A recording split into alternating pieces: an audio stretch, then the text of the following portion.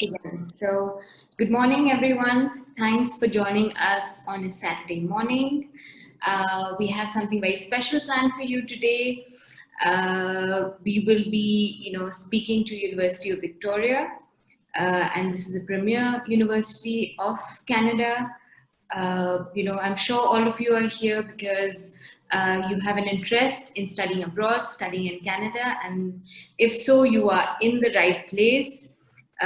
University of Victoria has a lot to offer to all of you, an amazing academic environment, an intimate class size, a lot of student services, co-op opportunities, a beautiful campus, and a lot more. And there's a lot of diversity there, and this is why they are actually reaching out to you, for an opportunity to study with them. So, we would be very interested to know where all of you are coming from. So let's quickly begin with a quick poll. And if everyone could tell us where they're joining us from, that would be great. You just have to give your vote.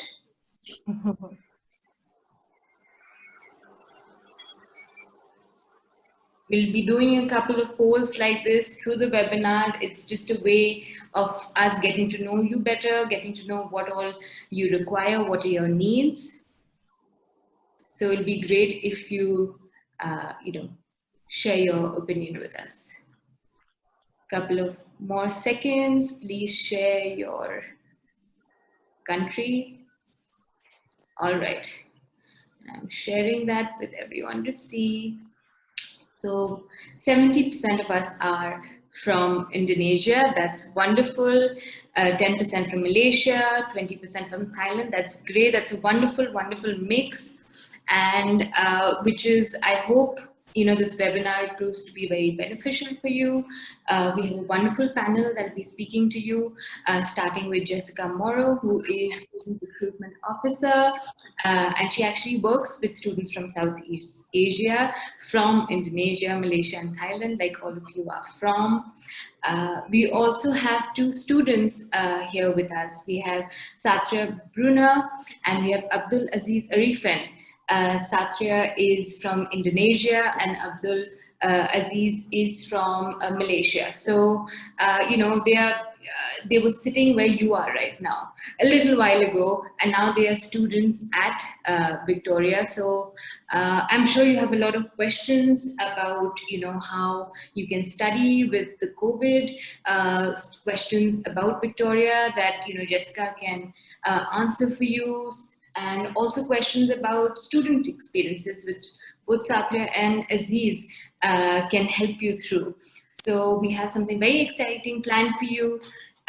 We will initially speak to our three panelists about Victoria and their experiences. This will be for the first half of the webinar, about 45 minutes. Soon after that, we will be taking in all your questions. So keep listening in. You can see at the bottom of your screen, there is a Q&A section where you can share all your questions with us. So please feel free to keep sending those in.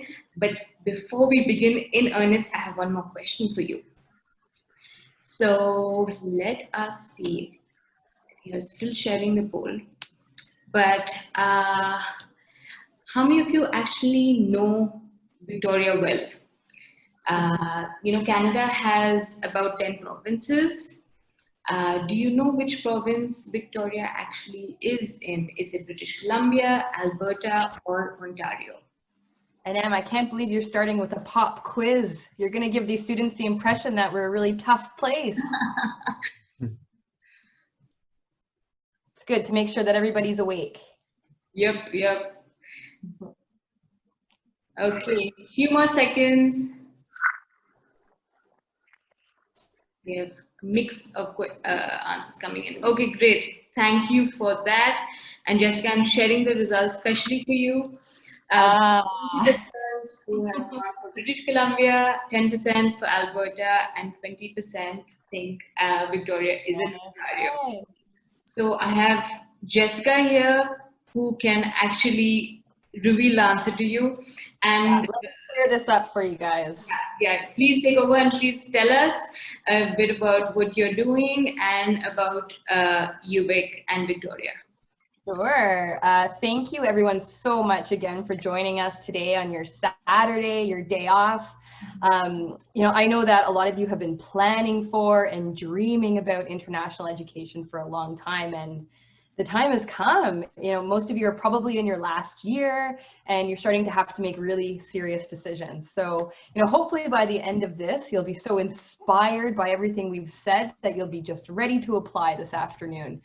So I want to start by talking a little bit more about where we're located, because I think our destination, our location is really something that distinguishes UVic from all of the great universities across Canada. So I'm going to share my screen, and I'll just get Anam to confirm that you can see the PowerPoint. Okay, great. So let's talk about location. For those of you who said British Columbia, good job. We are in the province of British Columbia. As you probably know, or maybe don't, Canada is like landmass, the second largest country in the world, next to only Russia. So 10 provinces, 3 territories. BC is on the far west coast of Canada. Perhaps you've heard of the city Vancouver. Most people have, but we're not Vancouver. We are Victoria, which you can see here on the screen is actually on the southern tip of Vancouver Island. So if you were flying over from Asia, you would stop in Vancouver first, but then it would be a short, I think it's 13-minute flight over into Victoria. If I was just going for the weekend, I would take a ferry, and that takes about an hour and a half. Similar distance down to Seattle, when and if we can visit the States again. Vancouver Island is a really cool place. Just before we went on air, we were talking about Vancouver Island and Tofino, which Satria was telling me isn't quite the same surf as Bali, but it is the surf capital of Canada. We've got a ski hill as well, Mount Washington. So there's not too many places in Canada or even the world where you could go skiing or snowboarding one day and surfing the next day. So I think that's pretty special. The island has old growth forests, rainforests, dozens of freshwater lakes, and of course, thousands of kilometers of coastline. So if you're a student who's interested in something like earth and ocean sciences, environmental sciences, archaeology, geography, marine biology, this island becomes an extension of your classroom. It's just so incredible, such a great place to study and live and play. So a little bit more about our city. Victoria is actually the capital city of British Columbia. So it's about a medium-sized population though, so not as big as say Vancouver or Toronto, but really important things are happening in this city. We're a population of about 376,000 people. But by Canadian standards, that's about a medium-sized city. So for those of you who are sitting in Jakarta, Kuala Lumpur, or Bangkok, you're probably thinking that's like a medium-sized village. But remember, the population of Canada is only about, I think, 37.5 million. So it's respectable. But aside from population, maybe the best thing about Victoria is our weather. I think most people, when they think about Canada, the first thing they think of, Aziz, growing up, what did you think about Canada? Did you think it was a hot place? No, definitely not. Canada is that wintry place that you go for like a winter vacation, but like coming to Victoria, like it's way different than what you'd expect when you're small. Exactly. It's the best weather in Canada. And trust me, I know. I used to live in Ottawa, so towards the east in Ontario, and it can hit -30 in Ottawa, if you can believe it. So the average winter temperature in Victoria is only 8 degrees, which you can see down there. The summer, we average about 22. We do get warmer. In fact, we've been closer to 25 or 26 this week, but we don't get the big swings like our other provinces to the east of super cold and super hot. Kind of stays a comfortable average most of the year. You know, don't get me wrong, it does get cold. I'm sure the guys agree. We do get close to 0, but we very rarely go below 0. And we don't get a lot of snow. In the last couple of years, it snowed maybe 5, 6, or 7 days, but to the point that it's kind of fun. It allows our international students to make their first snowman, throw their first snowball. It's kind of exciting. But the best part for me is then it goes away a week later. It doesn't stick around.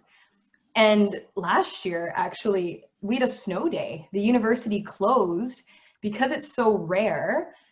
People don't know what to do. They don't know how to drive. Aziz and Satria, was that one of your first snow days, I bet?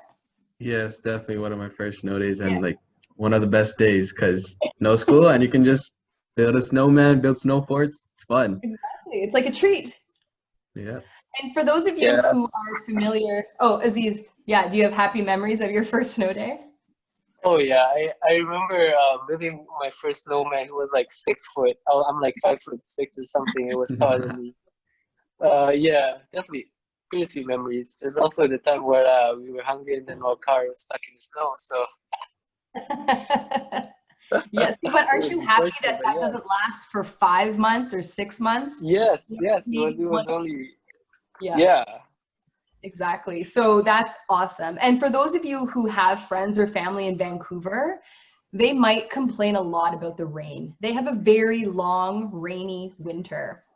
But in Victoria, we enjoy 50% less rain than Vancouver. We're protected by the Olympic Mountains, so there's like a rain shadow. So we're a lot drier, and the major sunniest city in British Columbia. So really, hands down, the best weather in Canada, like I said. So I just want to share a couple of pictures. For those of you who've not been to Victoria, this is our legislative building, so the seat of the government. I did mention we are the capital city. And we might be a small town, but we've got big city amenities. So this is one of the common shopping streets. I don't need to go to Seattle or Vancouver to go shopping. There's lots of good shopping here in Victoria. This is a great view of the inner harbor, you know, beautiful sunsets. This is the historic and famous Fairmont Empress, looking over the inner harbor, the breakwalls. You know, it's just very kind of majestic looking, lots of beautiful places to spend your time. And also to get outside of the city, the trails and the hiking and the water is just so accessible. So if that's something that you want to do, then, I was talking about access to the island. There's just so much connection with the land and the environment here in Victoria. Okay, so almost done talking about location, but I can't leave out this place. This is the actual UVic campus. This is what the guys have been missing. They're both living at home right now. You probably don't see it from this view very often. So I'm just going to run you through some highlights of this picture. So you can see around campus, if you follow my mouse, there's a ring. We very aptly call this Ring Road. So inside of that road are most of the academic buildings. At a normal pace, you can walk across campus in about 10 or 12 minutes. There are no cars allowed inside campus. There's no traffic. It's a place for people. There's also about a 10-minute walk down to the beach, which is right here. So great place to go study, picnic, just relax. And student housing, which we'll talk about later, is located right up here. So you can see very close to all of your buildings. So if you wake up at 7:45 and you have a class at 8 o'clock, it shouldn't be a problem. Not that that ever happened to you, right, Satria? I think I've been late to one of my classes. Oh no, you don't admit that on camera. So a couple other things I want to highlight. Special concern for parents who are sending their kids across the globe to go to school. There are a ton of resources on campus. Most of the things that you'll need. We have a dentist, a pharmacy, there's a doctor's office, there's a hairdresser, there's a movie theater on campus. There's great athletic facilities that we'll talk about a bit later, lots of fields. So, you know, really you could spend your life on campus, but we want you to go and enjoy Victoria. But good to know when it's exam season and you don't have time to get out, you really can take good care of yourself on campus.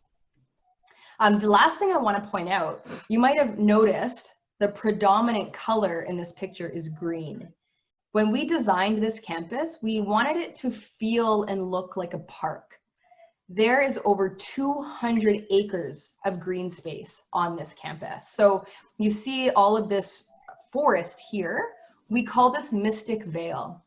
That's actually on campus, and there are over 3 kilometers of hiking trails through that forest. So you can go from the library for a hike to your last class of the day without even leaving campus. And then for good measure, you can head down to the beach for an after dinner sunset.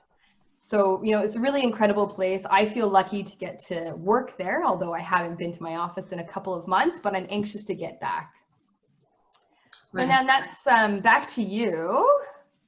Great. I think that sounds amazing, and especially this picture, I think really stands out.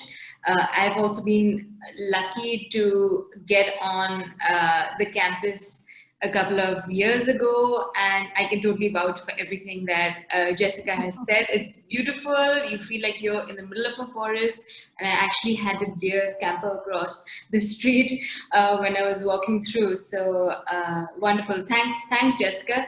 Could you also tell all of us a bit about Victoria's rankings? Yeah, absolutely. Very excited to talk about our rankings. I know this is something that's important to you.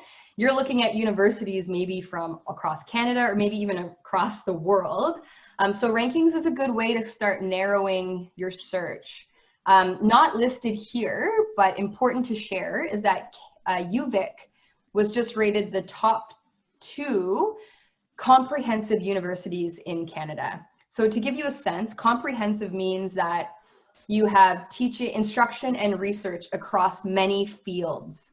So, you know, I'll talk more about programs later, but, you know, we range from the fine arts, social sciences, humanities, to, you know, science and engineering. So it's quite vast.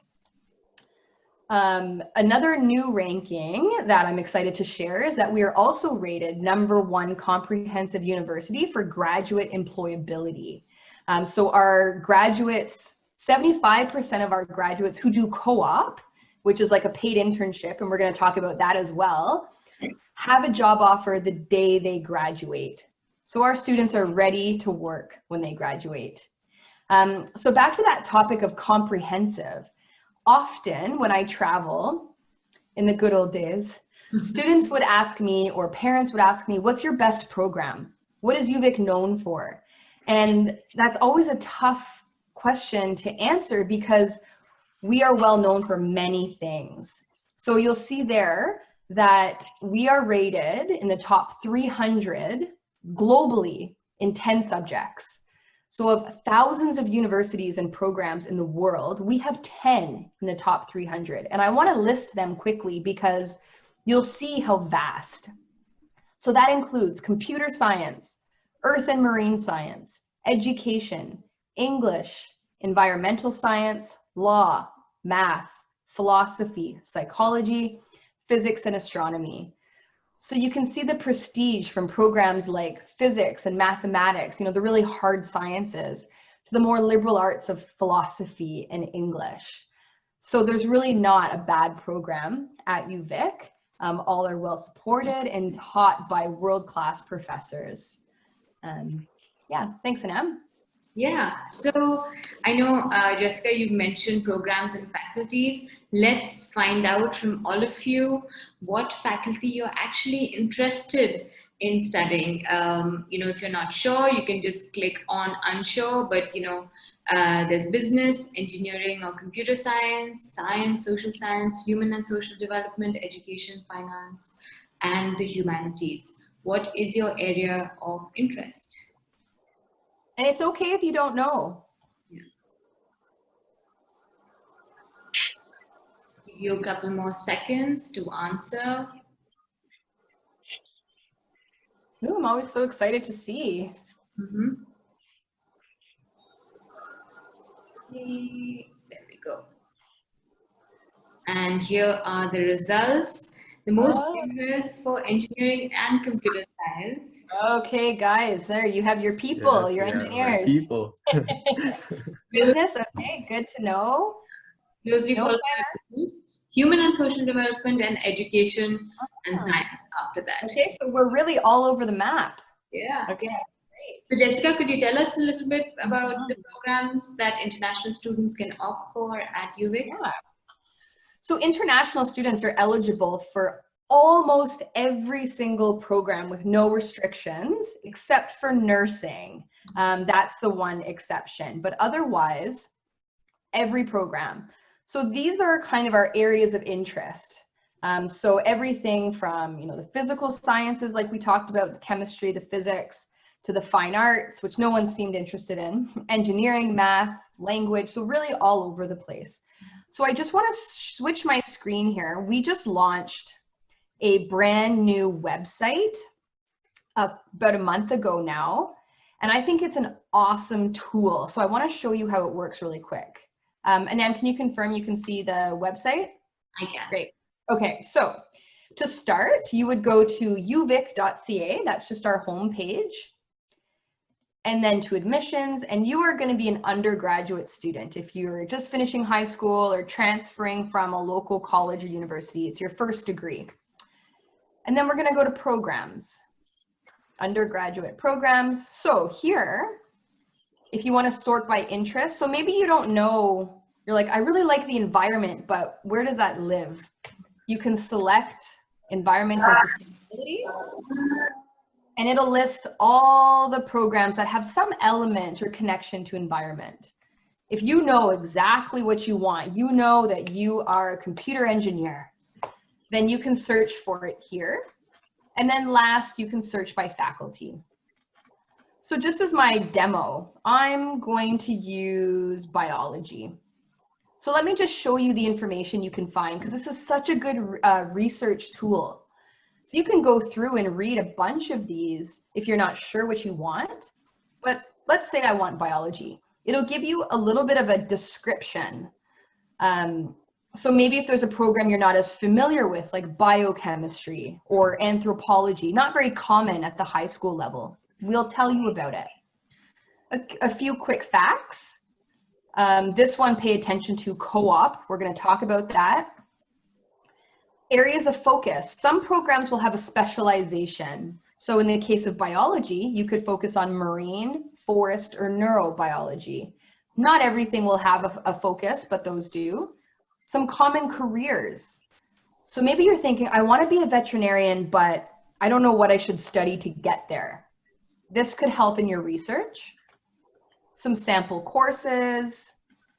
I'm going to come back to program details, but our application deadline, tuition, which we're going to talk about soon, scholarships, you know, everything you need to know. In fact, if you're interested in what you're going to study, like you want to see a biology degree, these program planning worksheets will show you.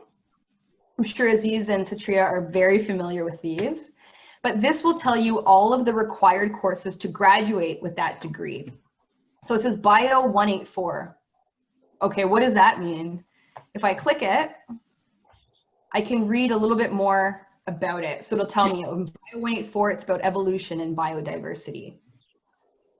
So I want to go back to admission requirements. There are people on here from different countries, maybe different curriculums. So it's hard in this presentation for me to talk about each one. I'm going to show you where you can find it. So I'll go back to biology, and I'm going to go to this program detail. This is where you set your profile. So I'm going to pretend I'm an international student. I'm a current high school student. You can also select transfer or if you've graduated. I'm at an international high school. And list a couple examples here. So I could select A-levels, if anyone here is doing A-levels, Cambridge. So if I scroll back down, it's going to show me all of my required courses.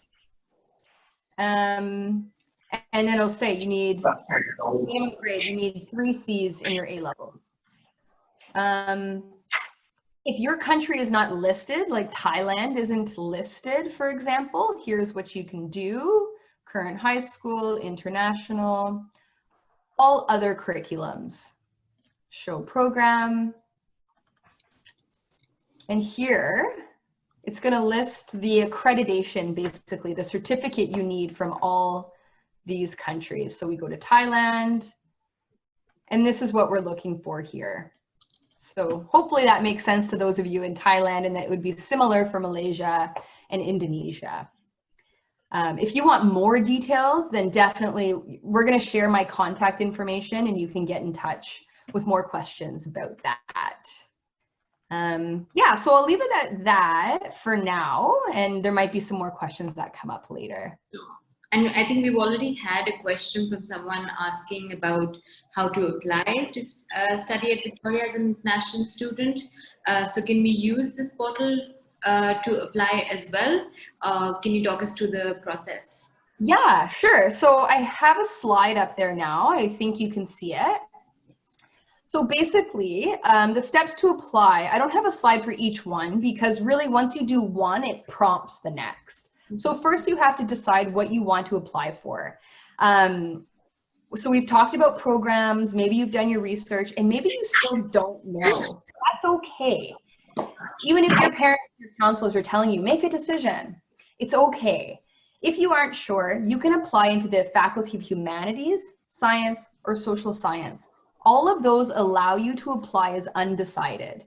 You don't have to declare your major, which is your program, until the end of first year or even second year.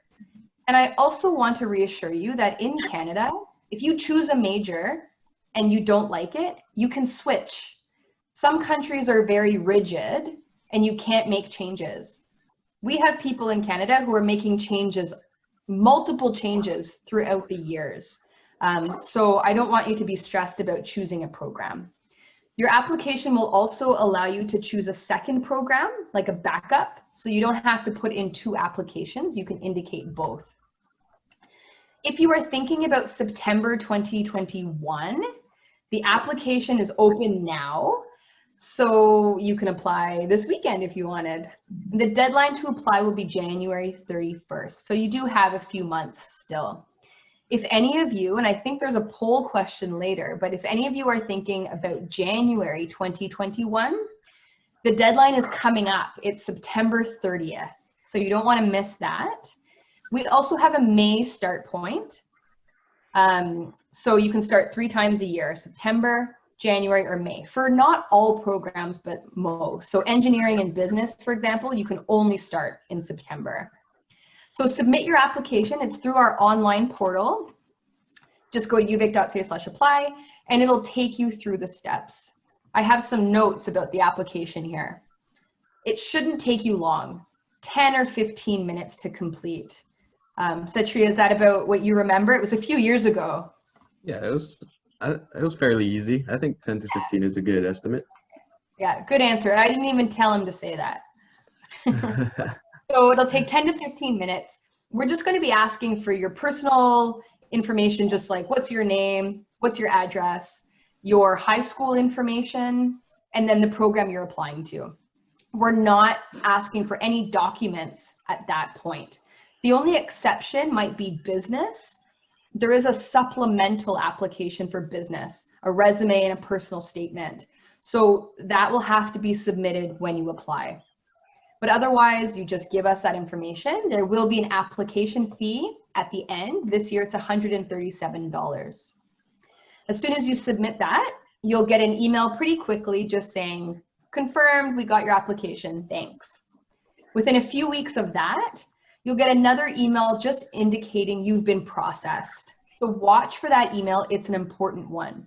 It'll introduce you to your admissions officer and your admissions assistant. So the people who are actually processing your application, it's not a UVic robot, it's a person.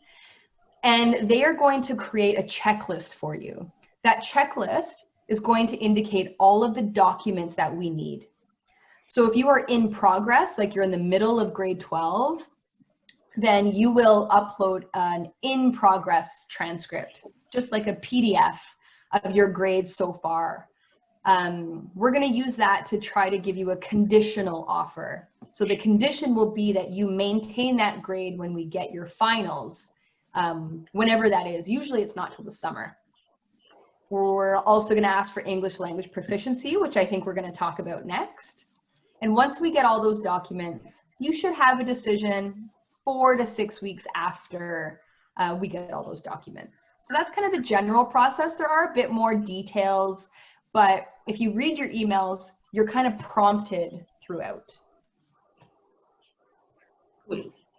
Jessica, would you like to tell us a bit about the sort of tuition fee that students can expect? That's something on everyone's mind, I'm sure.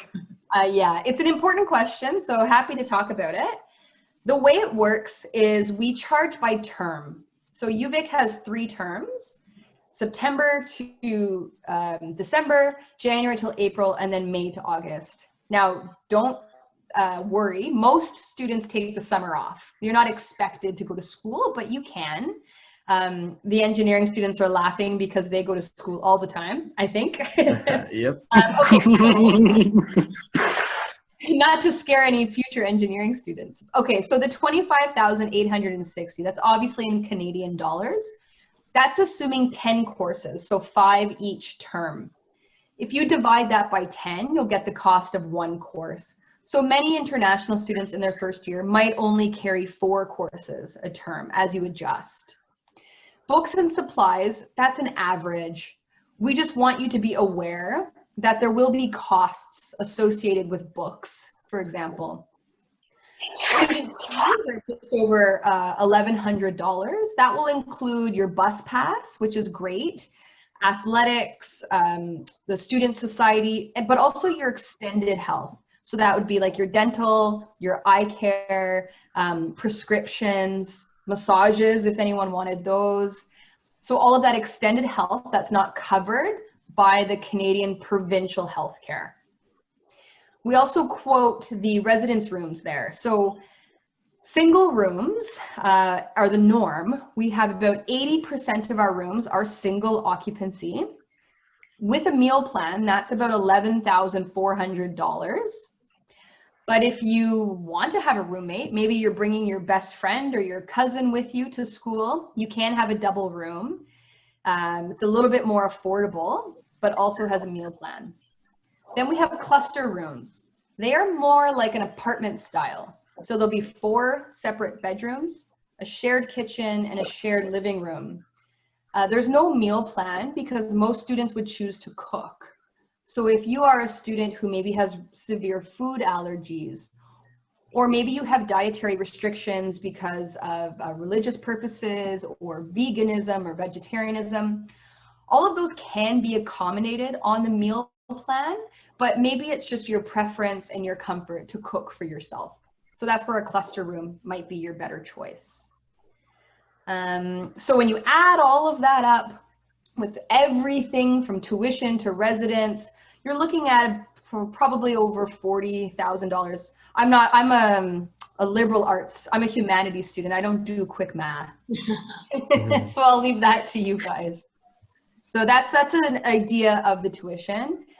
You will note the tuition is slightly more for the engineering program, sadly. Yes.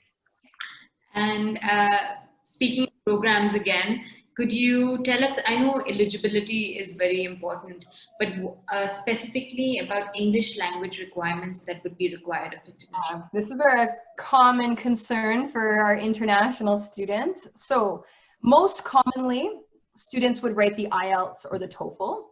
If you are in an international curriculum, if you have an A level with a C in English or a 4 in your IB or AP, but otherwise, usually you're giving us an exam. So 6.5 in your IELTS and 90 in your TOEFL. So 6.5, no section less than 6, and 90, no section less than 20. That'll get you directly in, no questions asked. But some people are testing a little bit lower, and that's okay. We've got a plan for you too. If you're testing at a 6 with a sub-score of 5.5 or 79 with a sub-score of 17, then we can give you a conditional offer. So you've met the academic requirements. So we say, great, you're in, but you need to do one more thing. Either you can rewrite your test, or you can enroll in what we call the University Admission Preparation, UAP program. It's run through our English Language Center. If you're coming in September, students would usually join in August. It's 4 weeks in August, condensed. You pass that program, then you can start in September like normal. If you are slightly less than a 6, you're sitting more at a 5.5 or a 71 in your TOEFL, we have this excellent program called Pathways. It's 1 year long, but you're studying about 70% of your academic courses and doing English. So you're not losing a whole year to just English. You are still working on credits. But you still have to be academically admissible. And if you're still just at the beginning stages of English, or maybe you don't have an IELTS or a TOEFL, we have a preliminary admission. We'll give you 2 years to get your English up with our English language proficiency. This is also a good point to say. I know in many countries, the IELTS and TOEFL testing centers are closed still. So we are accepting the IELTS indicator and the TOEFL IBT home edition, but I should note we are not accepting the Duolingo. I know somebody was gonna ask, so I'll get that out there now. So that's it for English language proficiency. I think it's pretty straightforward. Aziz and Satria, did you have any issues with this when you applied, or was it pretty simple? It was pretty simple. Yeah, it was pretty simple, yeah. Did you both do the TOEFL? I did the TOEFL IBT. Yeah, I did TOEFL as well. Okay. It was pretty straightforward how to like register, and it was pretty quick. It wasn't that hard compared to like university English over here.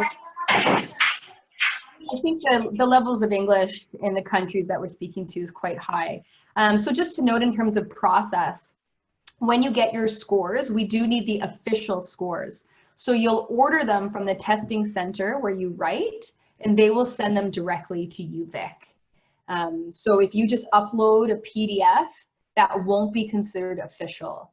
So just keep that in mind. Great. Jessica, is a TOEFL ITP also valid? Yeah.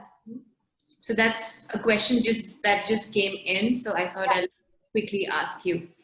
And everything has to be at the academic level. You can't do the IELTS general. Yeah, right. So we had a lot of questions that came in before the webinar about scholarships and even during the webinar itself. So that's something that is very important to attending. If you could tell us about it. As soon as we talk about tuition, people want to know about scholarships. So UVic does have international scholarships, but they are very competitive. So we have about 20 scholarships for $10,000, but you are competing with all international students who apply. It's merit-based, so only based on your high school grades, and you'll automatically be considered when you apply. We just have to get your in-progress transcript by February 28th, and then you'll automatically be considered. If you don't get an entrance scholarship, there are opportunities for scholarships and awards once at UVic. Students are evaluated at the end of every academic year for GPA-based scholarships. And then there's other ones that you can manually apply to. There's also opportunities to work on campus through our financial aid office. You can work up to 340 hours, and it's paid quite well. If you know Canadian dollars, they're paying $15.50 right now, so above minimum wage, which is good.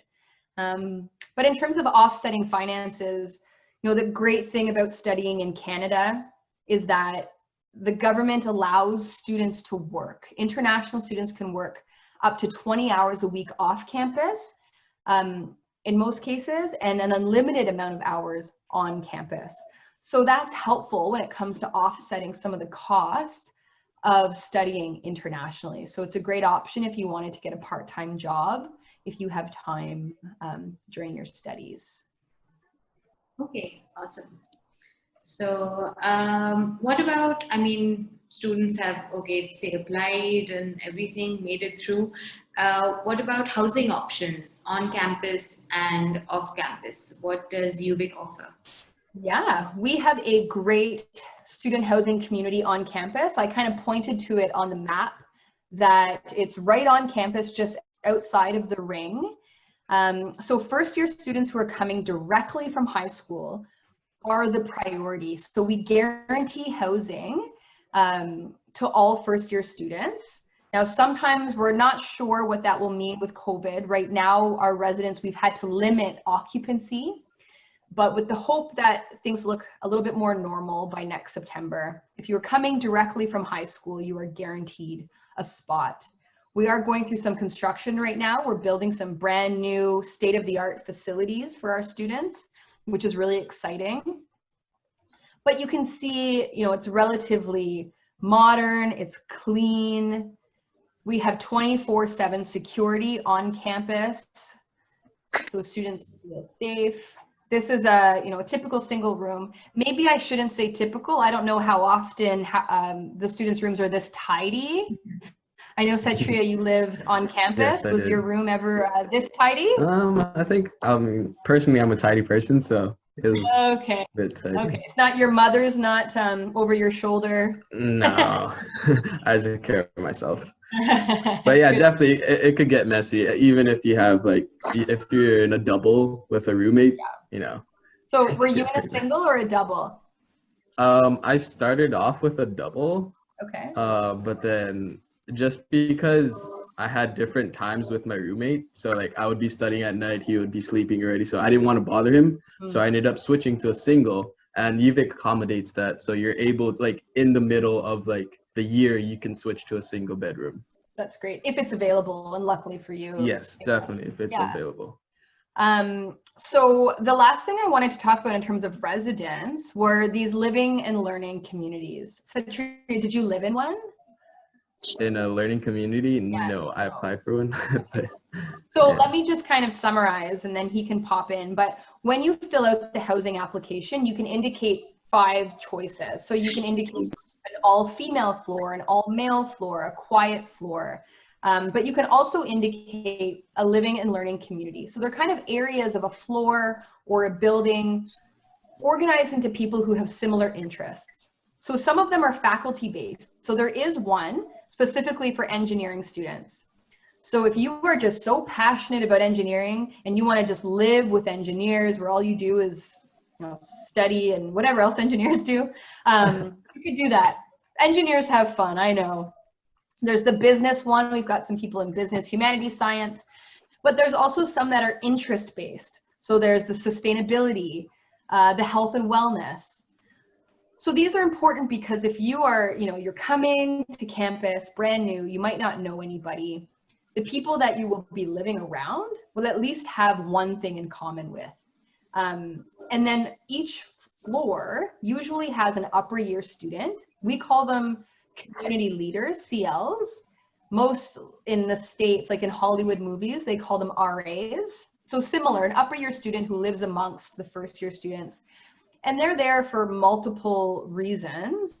You know, they're there to check in on students, to make sure if people are feeling really homesick or maybe really anxious, you know, they can check in on them and refer them if they need help, maybe to counseling or, you know, whatever it is. But they also organize fun things to help you get to know each other, start building that community. So in health and wellness, what they're organizing might be more related to health and wellness. It might be a Sunday morning hike, for example. The engineering group might invite the dean of engineering in for dinner or a pizza party where they get to meet him. So it's just kind of a way to organize and focus energy. Satria, do you have anything else that you want to add about residence? Like, how was it for you as an international student? I think just like make a bunch of friends because they'll end up being your friends for a lifetime. Because like what happened to me was I had a group of friends that I played with a lot in residence, and they ended up becoming my roommates in my second year. So that's definitely a plus point for our residence. Great point. Okay. Right. And should we check with Aziz about his off-campus accommodation? Yeah, so I'll just mention, because first year students get our priority, lots of our upper year students end up living in the community. So Aziz came to us as a transfer student, so a bit of a different experience, and so he didn't live on residence. You want to tell us about that? Yeah, so living off residence, I was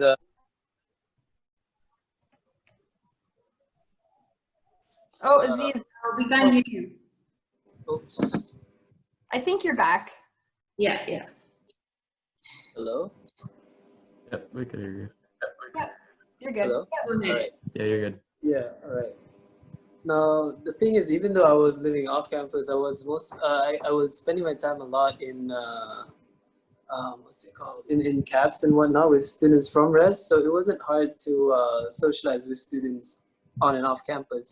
Good And point. plus, the library is a very conducive environment where you can study with your friends, study with your classmates, and just meet people. There's the I miss that cafe down at the library. I forgot what Biblio. its name was. Biblio. Biblio, yes, yeah, that was a great place to just hang out with people. Yeah, and you know, student housing was like off campus was always so close to campus, so you don't really need to worry about like how late you're going back. There's always a bus going back.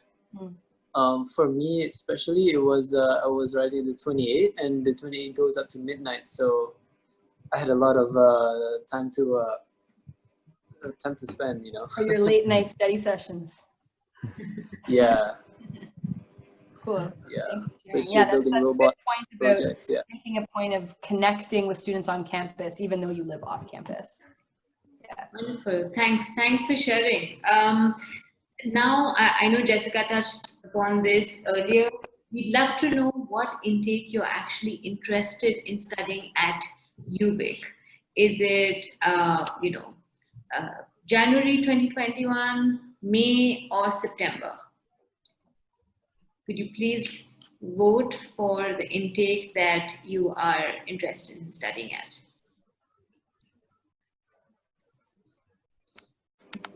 A couple of seconds. I hope everyone responds. Make sure everyone's still listening. Yeah, keep them on the toes. Yeah. Okay, only half of you have responded. Giving you a couple more seconds. I can see a clear winner. Okay, let's show you the results, Jessica. So September 2021 is more than half of the attendees have voted for that, and there's about an equal interest in January and May, which is great. It's sort of spread out across the intakes.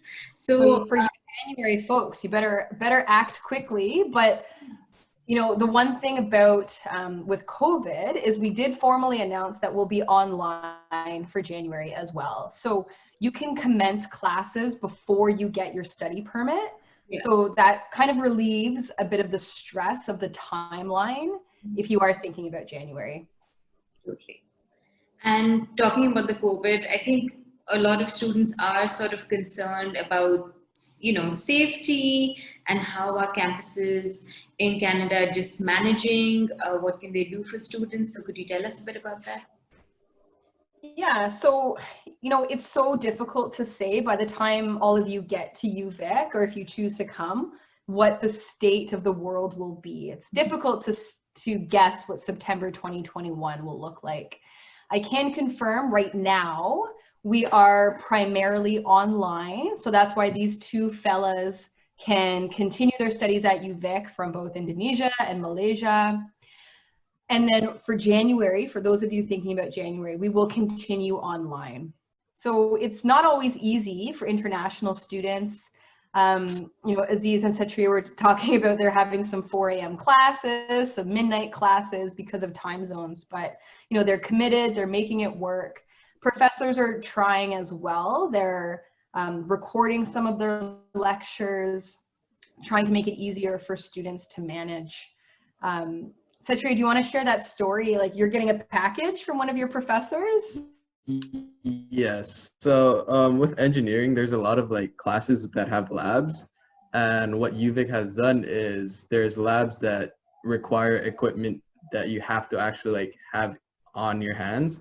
So what they're doing is sending a package to Indonesia, like, and yeah, and so I will be able to do my lab at home, and which is really good.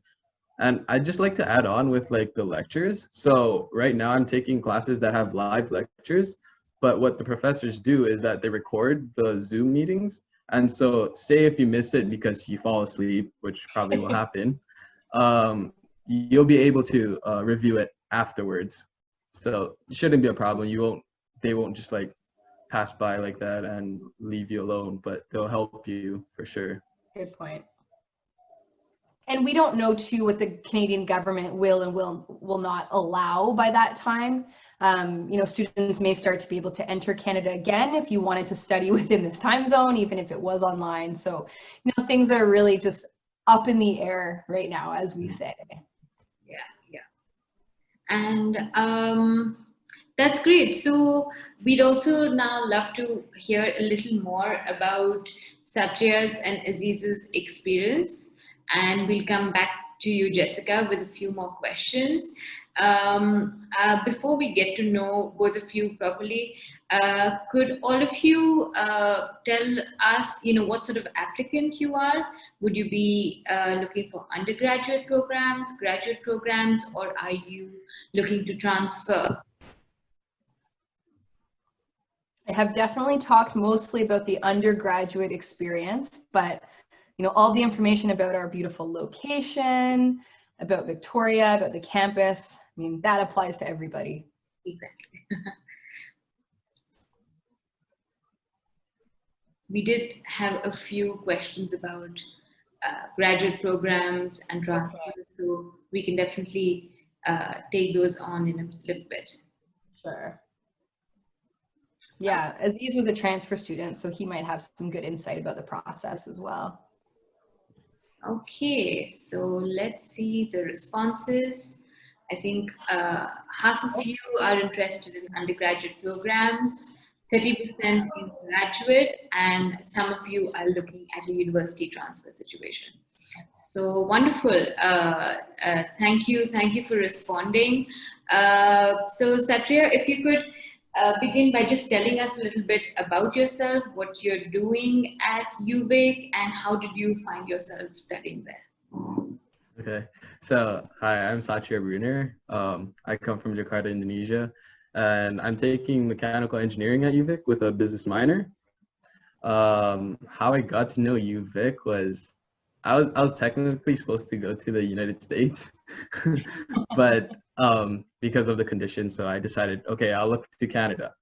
And I was asking some of my dad's friends, because some of them lived in Canada, and they're saying, I was asking which city is like has a tropical vibe to it, and and then all of them were saying Victoria, and so I looked in UVic and I was like, okay, this is definitely a campus I would like to be in, because I love nature. I just love I'm just so used to like an island kind of environment, and that's why I picked UVic, and yeah, I ended up applying to UVic and got accepted, and here I am. That's great. And I think you're so right, because I feel like initially there was a lot of demand for universities and colleges in the US, but you know, students are finding more and more how welcoming and how open campuses and institutions in Canada are. So lately, we can definitely see that switch, which is amazing. Thanks, Aziz. What about you? Could you tell us a bit about yourself and how you found yourself at UVic? Awesome, sure. So my name is Abdul Aziz. I am from Selangor, Malaysia, Bandar Baru in particular, if anybody knows. So I studied of my university life, my first year in Inti International University, in can transfer program as well. So the courses there were designed so that you could transfer it to a North American institute. So University of Victoria was one of the more famous ones, transfer universities offered in Inti because of the weather and because of the weather environment per se. I know most of my friends right now who were in the same batch with me in the same transfer program. Some of them went to the East Coast instead in New Brunswick and whatnot. But yeah, the reason why I chose UVic instead is because of the environment over here, and the weather is just way more livable. I visited Vancouver once, and I can't imagine attending UBC with all the rain. I even went to Calgary once when I was studying, and it was in the middle of summer, right? So in the middle of summer, the weather was so nice, and then suddenly a snowstorm happened, and it was very confusing. I can't even imagine living in Calgary as well. So by order of elimination, we're in UVic. It's honestly a great place. Even though not as a person that goes out a lot, I definitely do not appreciate the outdoors there as much as others. But even though passively being so beautiful, like you just have to. You're forced to enjoy it no matter what. Even though I'm more of an indoors person. Live in the moment. Wonderful. Thanks, Aziz. I know both of you have had your own co-op experiences, but Yes. before we get into that, Jessica, could you just tell us, for those who may not be familiar with the term, what is a co-op exactly? Yeah, I'd love to. It's a pretty Canadian term. More popular, it's probably known as an internship, but more specifically a paid internship. So it's when you have a work experience related to what you're studying. So this is pretty common in Canada, but what's special about the program at UVic is it is one of the oldest programs in Canada. We've been doing it for over 40 years. It's also one of the largest. So it's available for students across almost every program. So if you were interested in psychology or history or geography, to physics and business and engineering. So in fact, in programs like business and engineering, it's a requirement for graduation. So these guys will not graduate unless they do 4 terms. That's 16 months of co-op. And it's just, that's why, remember when I was talking about how our graduates are? It's because of co-op.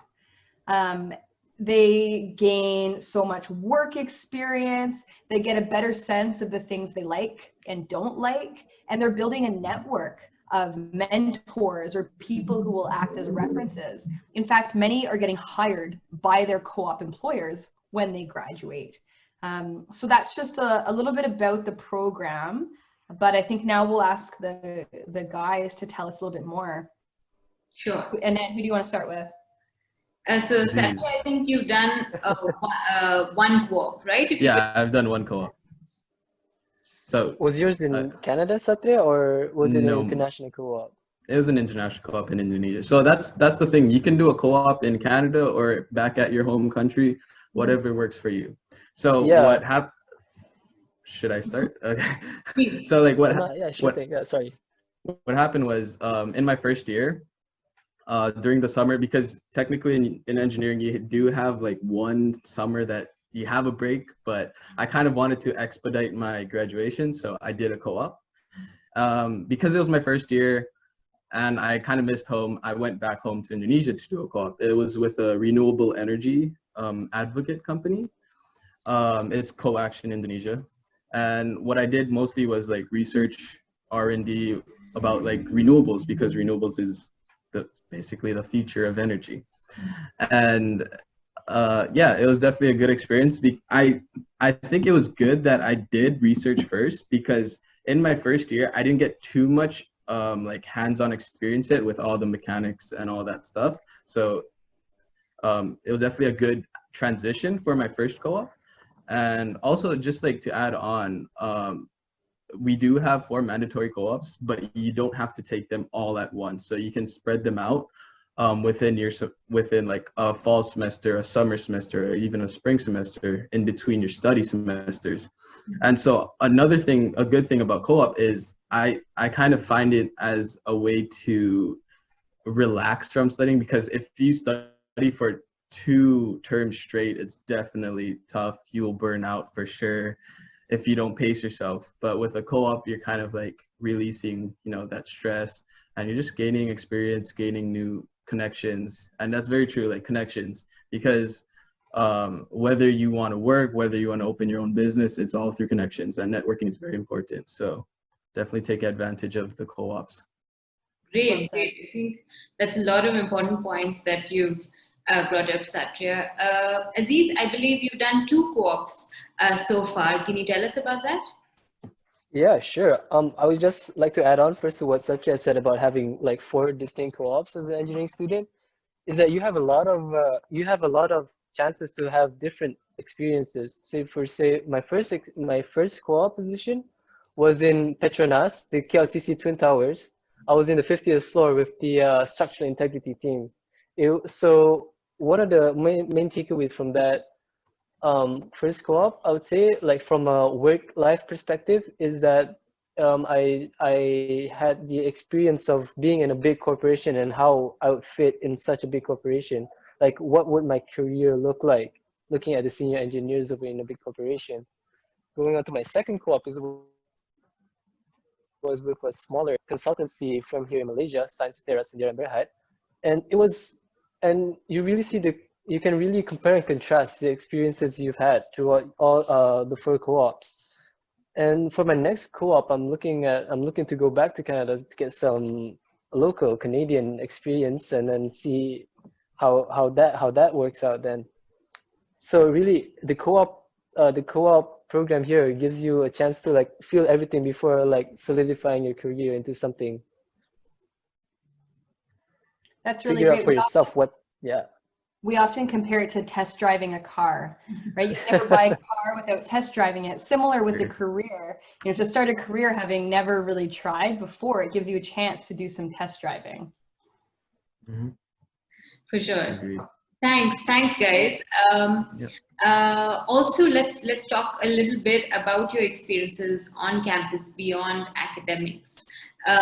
So Satria, if you could tell us about certain student services that you may have used that were perhaps helpful to you when you came on as an international student. Definitely. So I'll just there's a lot of services they provide, but I'll definitely highlight it on just 3. First is the ISS, which is the International Students Services. And then we have CARSA, which is our gym, which is our athletics facilities. And we have a math help center, computer science help center, and even English help center. So with the ISS, ISS is usually, because you're an international student, you don't know like the policies of Canada and all that. They'll be able to help you.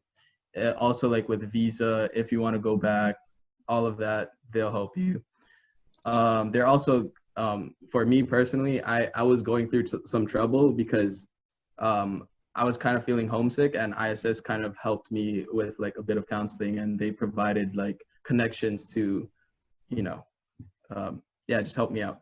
And CARSA, I personally, like, I go to CARSA a lot because I'm into sports and all that. So we do have intramurals, we have varsity athletics. If you're interested in that, take a look. We have a huge gym. We have like 8 soccer fields, and we have like we have 5 basketball courts. So the options are limitless. And also what really helped and so CARSA is really good for your balance in university, because you're studying so much. You do need exercise. Exercise does help you with just your brain and how it functions. And just balance it out so you don't burn out. And then also we have a math help center and computer science help center and even a physics help center. So me personally, coming from Indonesia, I know the system's a bit like, you don't do much analysis. So in Indonesia, it's more towards just finding the simple answers. But in Canada, it kind of broadens your knowledge. So you're supposed to analyze, oh, what's wrong with this problem? What can you do about it? How can you make it more efficient and all that? And so definitely you need a broader knowledge. And it was hard for me at first studying because it was so hard. But with the Math Help Center and all that, I was able to get help, and they provided very good peers to, you know, implement that basic knowledge and helped me like go on throughout the semesters. So it was really good. Great. And I think that just shows what a variety of services are available to students, not just, you know, if you're an international student, but, you know, according to your interests as well. Jessica, are there any more services that you could tell us about? Oh my gosh, there's like So many. dozens and dozens. There's a ton. There's a lot. Well, so I'll talk about the ISS, International Student Services, a little bit more too. They also help facilitate for international students like conversation cafes if you still do want to enhance your English. They do a holiday program. So if during our winter closure, if you're not going home to your family, you can kind of be adopted by a Canadian family and enjoy a holiday or a Christmas meal with them to experience that culture, which is kind of fun. We have counseling services as well that's available to all students. So whether you need kind of more consistent appointments or just one-off, if you are feeling specific anxiety or homesickness, you can talk to a licensed counselor, which I think is really great. There's multi-faith services as well. So you can practice your faith on campus, whatever it is. And I think Aziz can maybe speak a little bit more to that and talking about his experiences. But yeah, there's academic advising. I'm sure the guys have used this a lot too. Planning your degree to make sure that you graduate with all the right courses can be complicated, but we have advisors who are there to guide you through that process. So there's lots of support. You just have to, you know, take it and use it. Great. Definitely. Thanks, Jessica. Aziz, I know there are quite a few societies and clubs on campus as well that students can, you know, sort of join. Can you tell us about any clubs or societies that you're a part of? Oh yes, I'm active in two clubs, which is the Muslim Student Association, the MSA, and the Satria Student Association. Back when I was back in Victoria, Satria, I think you remember the Satria Student Association, right? Yeah, I do. So basically, I'll open up with the Satria first because it's more of a local thing. So with the Satria Student Association, it's a club where we plan events, gatherings, and hangouts between Malaysian, Singaporean, Indonesian, and Brunei students. Because there are a handful of us over there. To be frank, I can count the number of Malaysians on both hands. It's growing. But it's growing. But yeah, we keep it pretty tight. We have a good community over there. Even a handful of us. Yeah, and was that the club that was started by your sister, Aziz? Yeah, it was started by my sister and Nabil, if you remember him. No. What was his? No, anyways. So yeah, there are over 200 clubs at UVic, but if the club that you want doesn't exist, there's support to create your own club, like his sister did, which is cool. Yeah, okay, sorry, I interrupted. No worries, yeah. Talking about all the other clubs, yeah, there were, like, not like Satria, more of an esports guy myself, a sporty guy myself, plenty of esport clubs out there as well. League of Legends is a big thing over there. League of Legends is a big club over there in Victoria. I remember watching the finals with a bunch of students over in Res. It was pretty exciting having that kind of group over there. Yeah. I think one of them, but really active, that one, the one I was going to talk about, yes, the MSA, the Muslim Student Association. Yes. So over in, as Jessica said, there's plenty of ways for you to practice your faith over in campus. We do Jummah prayers every week at the Interfaith Chapel. as sometimes we hold events for our brothers and sisters in campus. I think one of which, if I remember correctly, during Ramadan, usually the fasting month, we have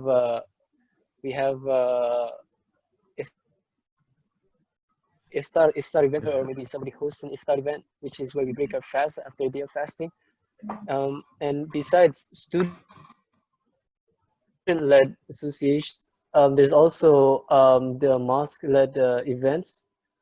They hold iftar, like during Ramadan, they hold iftar every single night, and they always have great food. I always, yeah, Big and it's really food is an important thing to me. So yeah, and having halal food every night, oh, that was amazing. And having just a community over there, yeah, it was great. And I think the multi-faith chapel is such a good testament to, you know, we're striving to have a really inclusive environment at UVic.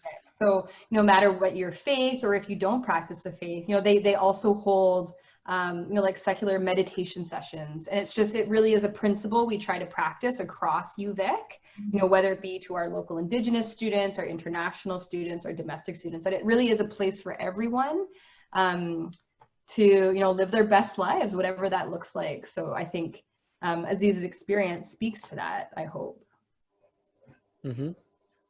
Wonderful.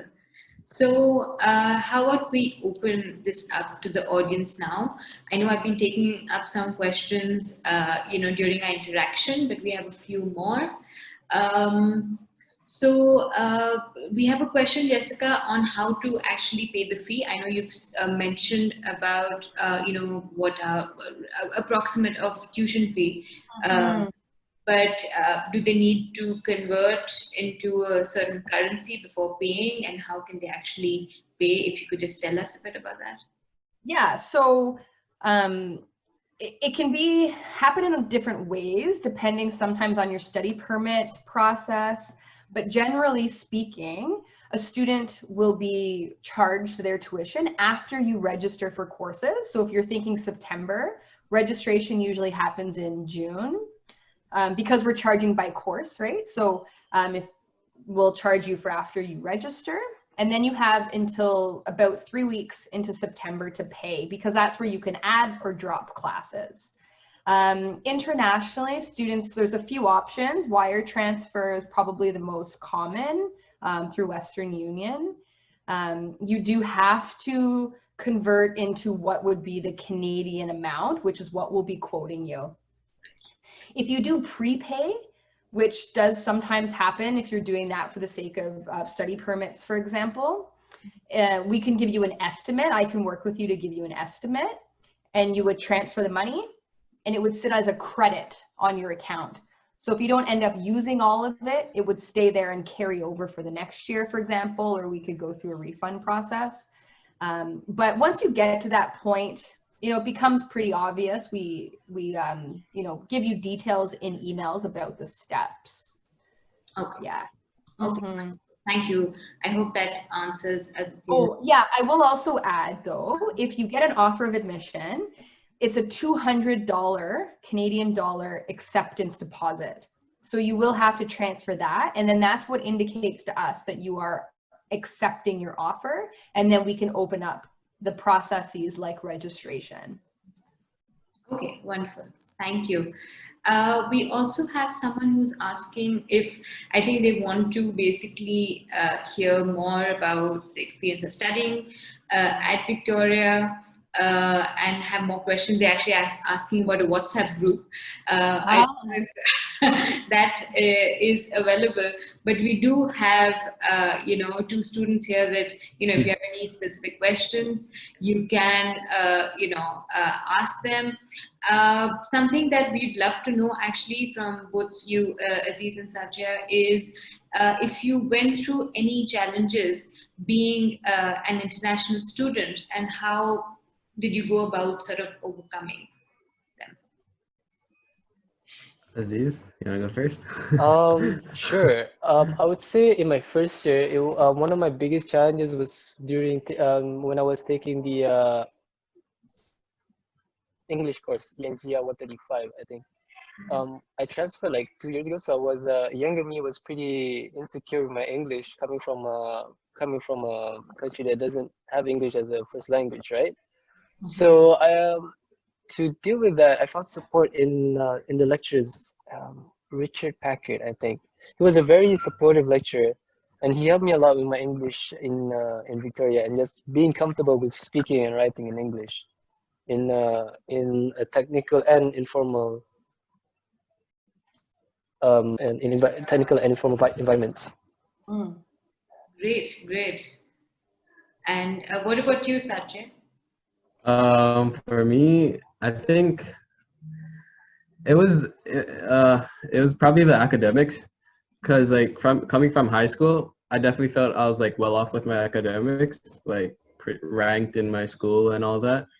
But going to Canada, it kind of surprised me where the studying's much more harder, and then just like the amount of assignments you have, it's time management. You have to really manage your time, because if not, once you procrastinate, you're behind like 2 weeks, and it's very hard to get back. So just time management. But like again, with like academics, please stay on it, because but there's also options like a bunch of support. Professors, they provide office hours. Please go to that. Go to as many as you want. They're always open to, like, if you want to set up your own meeting with them, they'll always be open to that as well. As I said before, there's like a lot of help centers. I use that a lot because yes, academics is very hard. If you do fail or anything, please don't be worried, because there's also other ways to get back that grade. And again, it's all about the learning. It's a process. So yeah. Nam, I just want to share my screen quickly. I do have a page where it shows all of our social media that the student might be interested in. So this is all of our social media. So my first year at UVic is on Facebook. So that's usually like incoming students, and they often ask questions about like, what size of sheets do I need for residence, or things like that. So you can kind of see what our new students are talking about. This is UVic we have 2 YouTube channels, but that's a new one that's more geared towards new students. We're on Insta, we're on Snapchat, kind of on TikTok if you are using that. But then we also have this great blog. If you go to uvic.ca/myuviclife, it's a student blog for students by students. So staff are not ghost writing for the students. And students are talking about lots of things like arriving in Victoria, or where the best place to get French fries in Victoria is. So just about the everyday experience of UVic students. So I would encourage you to check that out. Great, thank you. I think that's really useful, Jessica, because this is a way of connecting with other students or the prospective students before actually coming to Victoria. And I will also add, I know the guys know about this, so I'm not surprising them, but after this webinar, I will follow up, in the next few weeks or over the next couple of months with all of you. And we've gathered a few international students from Southeast Asia who are open and willing to have more one-on-one conversations, whether over Zoom or email. So there'll actually be opportunity that you can maybe talk, one-on-one with these guys and other students. If you're not interested in engineering, maybe you want to talk to a computer science or business student. So watch out for that. Don't ignore my emails. Great. Also, so Jessica, we had a couple of questions that came in before. Of course, you've already covered about, so these are, students asking about, inquiries about bachelors in certain programs. You have covered science and engineering, of course. What about bachelors in, say, psychology, occupational health and safety, and medicine? Yeah, so, I encourage you to go onto our program page on the website, and it outlines everything that we have. We do have psychology, both a Bachelor of Arts and a Bachelor of Science. We don't have occupational health and therapy. In fact, I think that's more of a professional degree, like often like physiotherapy, for example, where you have to do some undergraduate years first. And then for students, what was the third program, Anam? Medicine. Medicine, yeah. So that's a great question. I'll take 1 minute to cover that. The way that medicine works in Canada is that you need to have an undergraduate degree first. It doesn't matter what you study. As what matters the most is that you have a really high GPA. So if you are passionate about geography and that's what's going to get you the highest GPA, study geography. As some of your electives, you can take those bio and those math and chemistry classes. And that's just to prepare you to write the MCAT, which is like the entrance exam. So it's really your GPA and your MCAT exam in terms of getting into medical school. So we do have, the closest medical school to us would be the University of British Columbia in Vancouver. So we do have many students who are kind of preparing for an application to UBC. They have a satellite campus at UVic, actually. So you could even stay at UVic, but you're a student of UBC's medical school. But that is later. First, you have to get a 4-year degree in anything. And I want to take a pause because I know that there's graduate students with us as well. I showed you that website for undergraduate. If you would have instead selected graduate, you would have seen all of our graduate programs, and each page would outline the faculty members to help you research supervisors, admission requirements. But my recommendation is the best person to contact is the graduate secretary. They are the experts in each program because you really have to be a specialist. I am just a generalist. So on those program pages at the bottom, it will have the contact information for the graduate secretary.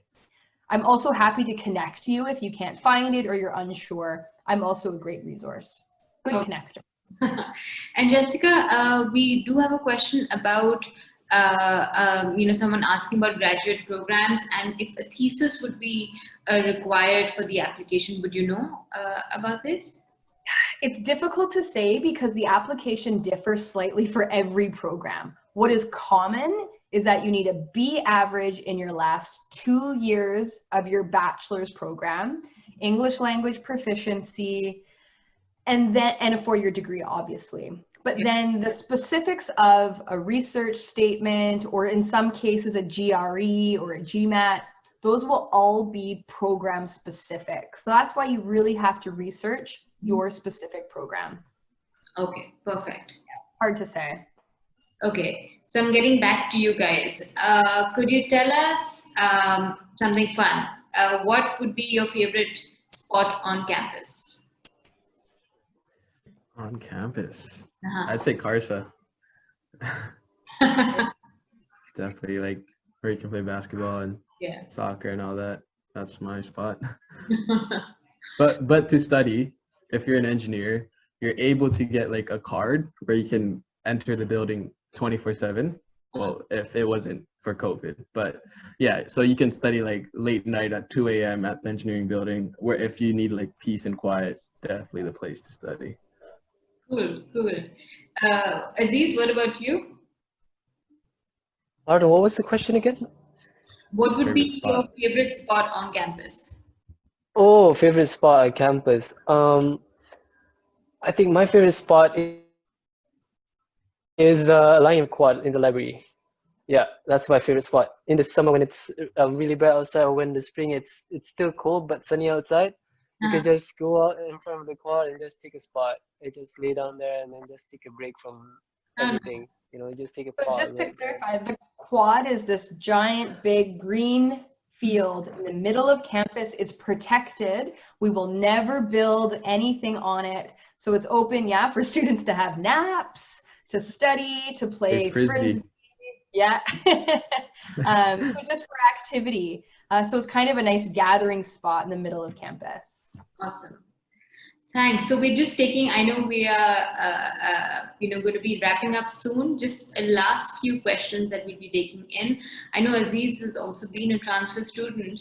Jessica, so how would someone who's an online, maybe studying online at home, could they apply as a transfer student? And also we had someone who had an American degree and is looking to transfer.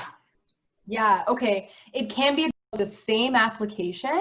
The only difference is you indicate your high school and then you list every other school you've been to if you have a college or a university as well.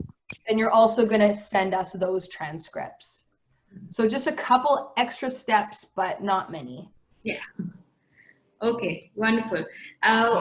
We also have a question from someone who's saying that, they're Canadian, not an international student, but they live outside Canada. So they have some questions.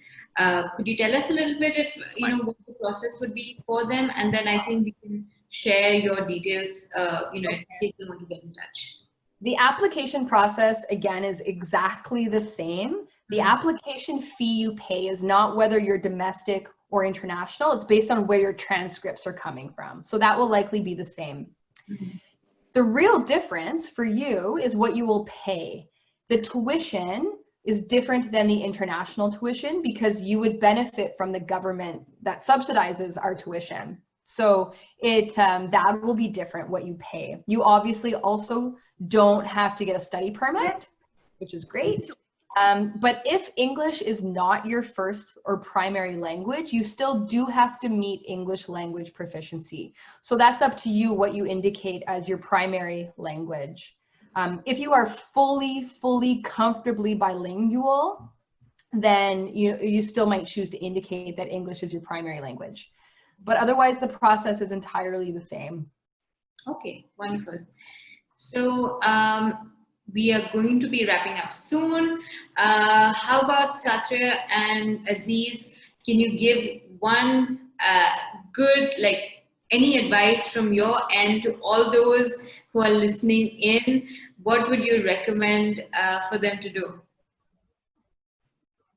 What I would recommend to do is find as many friends as possible. Don't be scared of new opportunities. Just take in everything, enjoy the moment, and yeah, university's a new chapter, and just enjoy it. Thanks. And Aziz? If you're like me and you're more of an indoors person, I'll tell you don't do that, and actually try to go out more in Victoria. I've definitely been forced to go hiking, and it's been the best experience. It's in Duncan, Mount Zohalem, I think.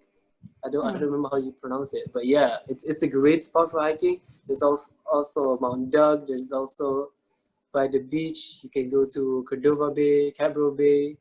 There's so many spots that you can just kick back and chill at in Victoria. Mm-hmm. Wonderful. So make friends and be adventurous. So that's some good advice from us students here. Jessica, any final words from your side? Oh, how do I talk what the boys just said? No, again, I thank you so much for joining. And remember, I am your person. I am the staff person that is connecting with Southeast Asian students. If times were different, I would probably be there right now like I was this time last year, and I look forward to coming to your countries again. But please reach out. Don't be shy. No question is too small. If your parents want to talk, I don't speak any other languages, not even French. I'm a terrible Canadian, but we have guys like this who do speak some local languages and might be able to help if your parents, want to talk to someone who's been there. I get that this is really big and it can be really scary. So we're here to help you and walk you through it. So please, please reach out. Wonderful. And go Vikings. That's our mascot. Thank you, Jessica. Thank you, Satria. Thank you, Aziz. I think this was so great, and what a wonderful interaction. And I hope all of you have, benefited from this webinar, learned something new. We will be sharing Jessica's details in our follow-up emails. We'll also be sharing a recording of this very webinar. So if you miss some bits of it, then, no worries, you'll be able to catch that as well. And yeah, so we will, I think, Jessica, we can also share the social media channels that you had, shown us over here. Great idea. Beforehand, then please do that. Yeah, and Jessica has shared her email over here in the chat for all of you to, if you have any questions for her, please feel free to do that. There will be a survey that pops up right after you close this webinar. Please let us know how we did, and if you have any more questions, you can, share those as well. And yeah, so that's it from our end. I hope you enjoy the rest of your weekend, and thank you again to all our panelists for being here, joining us on, Jessica especially, on a Friday night. Thank you, and stay safe, everyone. Until next time, take care. Bye-bye.